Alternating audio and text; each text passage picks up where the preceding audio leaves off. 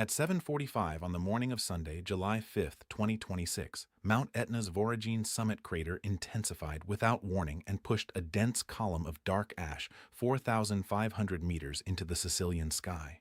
Italian aviation authorities issued a red volcanic alert, the highest level, within hours. Catania-Fontanarossa Airport, the main gateway to Sicily and the busiest airport on the island, suspended all incoming and departing flights. Thousands of summer tourists, in the middle of what is one of the most popular holiday destinations in the Mediterranean, were stranded. Airlines rerouted to Palermo, 2 hours away by road. Buses were organized by the regional government to move passengers across the island. The closure lasted 3 consecutive days, and as of this morning, the eruption continues. This is the 4th consecutive year that a Etna eruption has forced Catania Airport to close. The 2023 eruption shut it down. The 2024 paroxysm, the largest from the Voragine crater in the modern record, with ash reaching 16 kilometers above the summit, shut it down. The 2025 season included closures, and now 2026. What is happening at Etna is not an emergency in the way that word is typically used. It is Etna behaving as Etna has behaved for 2,700 years of documented human observation, longer than any other volcano on Earth. The question scientists are asking is not whether this will happen again. The question is whether the pattern is changing. Mount Etna rises 3,329 to 3,403 meters above the eastern coast of Sicily. Its summit height changes with each eruption as lava builds and collapses the crater rim. It is the tallest active volcano in Europe and, by the length of its documented eruptive record, the most continuously active. It faces the Ionian Sea on Sicily's east coast, looming over the city of Catania 15 kilometers to its south and visible on clear days from the Italian mainland. Etna's geological position is unusual among European volcanoes.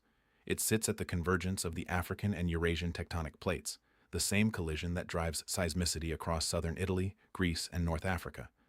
But Etna is not a simple subduction zone volcano. It also sits above what many geologists believe is a mantle plume, a column of anomalously hot material rising from deep in the Earth's interior. The combination of subduction-related magma and possible plume activity is what gives Etna its exceptional productivity. It produces more lava per year than any other European volcano, and its activity is measured not in decades but in centuries and millennia of near-continuous eruption. The volcano has 4 active summit craters: the northeast crater, the Bocca Nuova, the Voragine, and the southeast crater complex. The Voragine entered a period of escalating paroxysmal activity beginning around 2021. By 2024, it had produced an eruption so powerful that its ash column was measured at 16 kilometers above the summit, an ash plume extending into the stratosphere. That eruption shut Catania Airport for days and was classified as the largest Voragine paroxysm in the modern observational record. The current eruption began with a fissure opening at the Voragine on June 26, 2026, and reached its most intense phase 9 days later on July 5th. At 7:45 a.m. on July 5th, the ash plume crossed the concentration threshold that Italian aviation authorities used to close airspace above Catania. The threshold exists because volcanic ash is categorically different from any other atmospheric hazard that pilots and air traffic controllers routinely manage. It is not weather. It cannot be detected by the onboard radar systems that guide aircraft around storms, and its effect on jet engines is not gradual degradation. It is potential instantaneous catastrophe. Volcanic ash is composed of tiny, razor-sharp fragments of glass, rock, and mineral crystal, formed when magma is shattered by the explosive release of dissolved gases during an eruption. Individual particles range from micrometers to millimeters in size. They are hard enough to abrade cockpit windshields into opacity within minutes of exposure, and when they enter a jet engine at operational temperatures of approximately 1,400 degrees Celsius, something specific happens. The particles, which melt at around 1,100 degrees, liquefy inside the engine and then re-solidify onto cooler surfaces downstream: the turbine blades, the high-pressure vanes, the combustion chamber walls. The result is a glass-like coating that progressively blocks airflow, disrupts combustion, and can cause the engine to flame out. In 1982, a British Airways Boeing 747 flew into an ash plume from Indonesia's Galunggung volcano. All 4 engines flamed out within 13 seconds.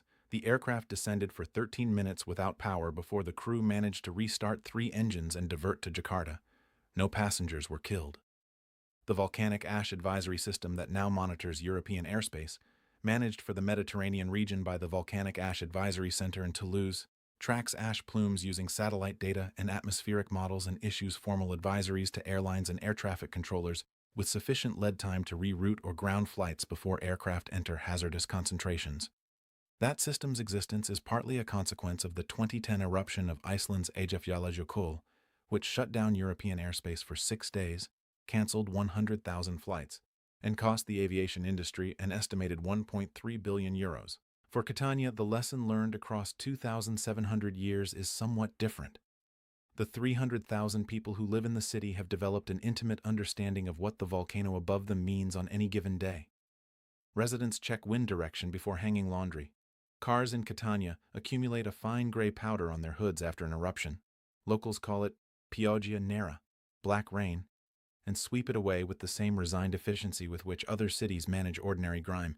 The city's Baroque architecture, largely rebuilt after the 1693 earthquake and tsunami that destroyed the original settlement, incorporates Etna's dark basalt into its walls and pavements.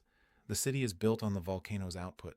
The slopes above the city, stretching from 300 to 1,900 meters on Etna's southern and eastern flanks, are among the most intensively farmed landscapes in Sicily.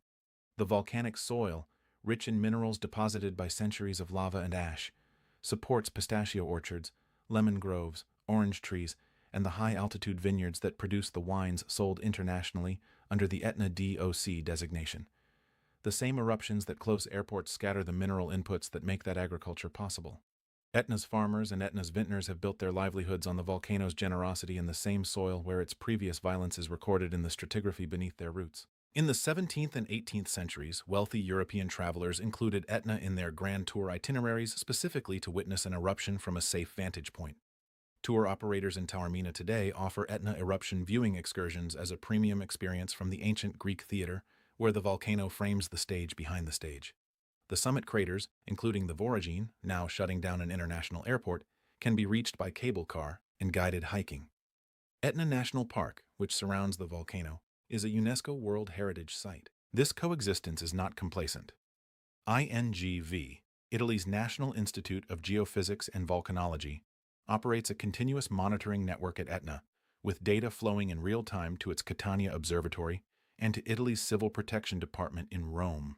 The current eruption has maintained a ground alert level of yellow, indicating heightened volcanic activity but no immediate risk of lava flows or pyroclastic events threatening the inhabited slopes below the summit.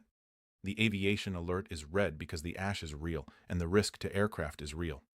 The ground risk to the residents of Catania, Nicolosi, and Zafferana Etnea is, for now, managed. What scientists are watching more carefully is the longer pattern. The Voragine crater has been in an escalating phase of activity since approximately 2021. The 2024 paroxysm, with its 16-kilometer ash column and stratospheric injection, represents the most intense single event from this crater in the modern period. The current 2026 eruption, which began on June 26th and has been ongoing for more than 9 days as of this broadcast, is producing its most intense phase now. Whether this episode exceeds the 2024 event in intensity, duration, or ash volume is being tracked at the INGV Catania Observatory in hourly measurements. There are 3 signals that volcanologists use to assess where the Voragine system is in its current cycle. The first is SO2 flux, the volume of sulfur dioxide vented from the summit, measured in tons per day by satellites and ground instruments. SO2 flux correlates directly with the rate at which magma is degassing at depth and reaching the surface. Rising SO2 across a sustained period indicates the system is being fed at a higher rate. In the days before the July 5th intensification, INGV recorded elevated SO2, consistent with the pre-eruptive pattern observed before the 2024 paroxysm. The second is ground deformation. GPS stations on Etna's flanks measure inflation and deflation of the volcanic edifice as magma rises toward the surface and then erupts.